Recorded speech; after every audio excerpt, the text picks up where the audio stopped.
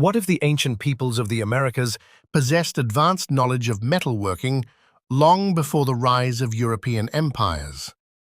What if they mined, shaped, and crafted copper, gold, and even complex alloys, not for warfare, but for ceremony, trade, and mysterious spiritual purposes?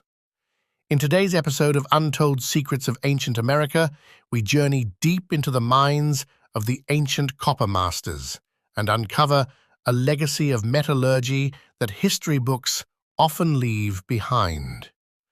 Around the shores of Lake Superior, hidden beneath forests and cliffs, lie the remains of ancient copper mines, some over 5,000 years old.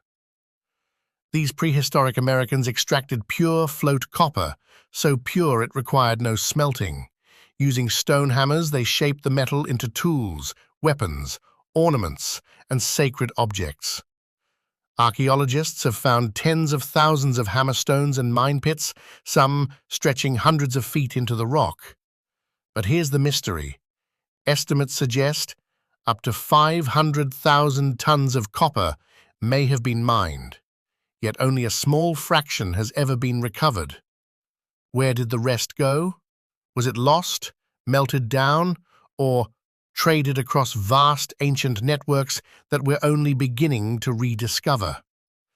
Far to the south, in the Andes Mountains of Peru and Bolivia, the Moche, Chimu, and Inca cultures developed even more advanced metallurgy. They mastered lost wax casting, cold hammering, and even created sophisticated alloys like tumbaga, a gold-copper blend that sparkled like pure gold but was stronger and easier to shape. Some artifacts show evidence of heat treatment, gilding, and even arsenic bronze, an alloy containing small amounts of arsenic that gave tools extra hardness. Their metallurgists weren't just artisans, they were spiritual engineers, using metals not only for wealth or war, but for ritual and cosmic alignment. Many artifacts were buried, never meant to be seen, as offerings to the gods or ancestors. In Mesoamerica, metallurgy emerged later, but rapidly advanced. Cultures like the Toltecs, Zapotecs, and Aztecs created intricate copper bells, chisels, fish hooks, and decorative masks.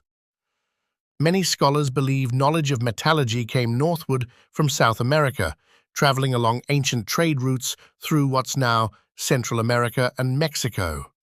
Interestingly, most metal tools found in these cultures weren't for fighting, they were for ceremony, music, and art.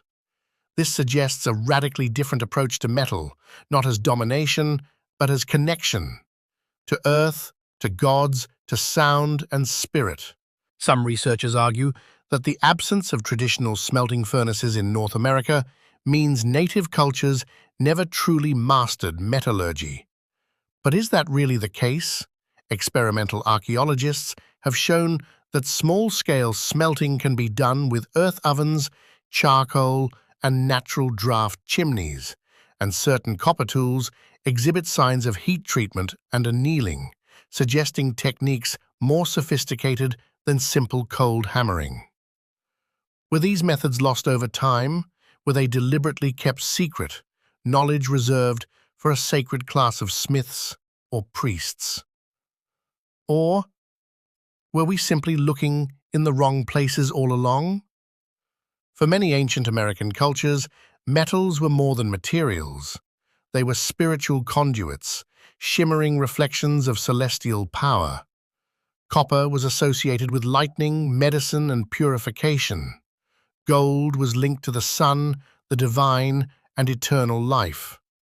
Some believe that wearing certain metals in ritual altered the body's connection to energy, vibration, or the spirit world. In this context, metallurgy wasn't just technical, it was sacred, a secret tradition passed down through generations, and perhaps guarded from outsiders. From the mine pits of the Great Lakes to the lost forged ornaments of the Andes, the ancient metallurgists of the Americas leave behind a mystery far deeper than melted ore. They weren't just shaping metal, they were shaping meaning, culture, and cosmic order.